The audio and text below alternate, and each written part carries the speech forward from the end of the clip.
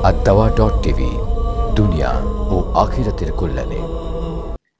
প্রশ্ন হলো, সম্পূরক প্রশ্ন আপনার কাছে, কোরবানির জন্য কি অংশীদার ভিত্তিক কোরবানি উত্তম না এককভাবে কোরবানি দেওয়া উত্তম?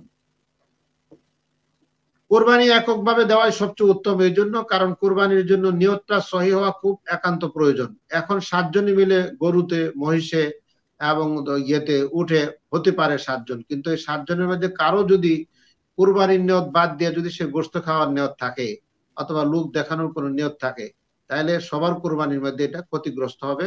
কেউ কেউ বলছে তার কোরবানি হবে না অন্যদের। এই জন্য যেহেতু এটা আমার কোরবানি, গরু দিয়ে দিতে হবে যেরকম না, আপনার আর্থিক যদি না আপনি ছাগল, ভেড়া, দুম্বা দিয়ে দিতে পারেন, একটা পরিপূর্ণ আপনি দিলেন, আপনার নিয়তকে আপনি পরিষ্কার রাখতে পারলেন। কিন্তু আপনি যদি অন্যদেরকে যখনই আপনি অংশগ্রহণ করবেন, তখন তাদের মধ্যে যে জিনিসটা কাজ করে, এখন ঢাকা শহরে আমি শুরু থেকে এখানে থাকার কারণে, ঢাকা থাকার কারণে দেখি এখন কষাই পর্যন্ত নিয়ে যায় মার্কেটে কত কেজি গোশত হইতে পারে।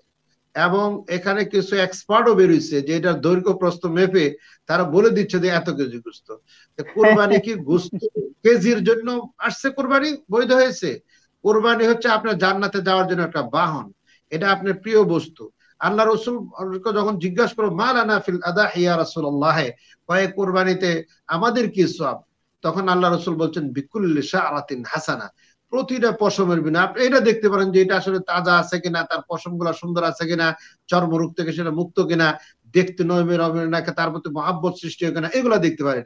কিন্তু কষাই এক্সপার্ট নিয়ে গোশত কত কেজি হবে আপনি গোশত খাইতে থাকেন, আল্লাহর কাছে এগুলো পৌঁছবে না।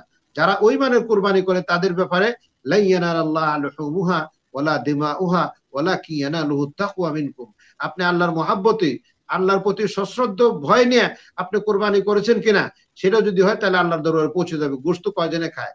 যারা হজের সময় কোরবানি করে আসে, যারা যে সমস্ত দেশে কোরবানি করা যায় না তারা অন্য দেশে পাঠায় দেয়, তারা কি গোশত মাপে নাকি সেখানে? আমি মনে করি দাওয়া টিভি আপনারা এটাকে আলাদা একটা এজেন্ডা এনে কোরবানির পশু কেমন হওয়া দরকার, কোরবানি যিনি করবে তার নিয়ত কি হওয়া দরকার, এই ব্যাপারে আসলে পরিষ্কার একটা, আপনারা আগেও করেছেন, এখনো এগুলো আমার মনে হয় করা দরকার আছে। আমরা চেষ্টাটা চালাই যে কোরবানিটা যেন সঠিক হয়, সে যেন সব থেকে বঞ্চিত না হয়।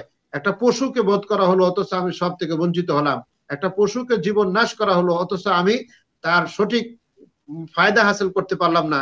এই ধরনের কাজ থেকে আল্লাহ আমাদেরকে হেফাজত করুক। আমি দাওয়া টিভিকে বলবো আলাদা প্রোগ্রাম এনে স্কলারদেরকে এনে একটা পরিষ্কার ধারণা আপনারা কোরবানির সম্পর্কে, যেহেতু কোরবানির সামনে আছে, দেওয়ার জন্য আমি বলবো। আল্লাহ আমাদেরকে তৌফিক দান করুক, মানসম্মত সবের আশায় কোরবানি করার তৌফিক দান করুক। আমিন।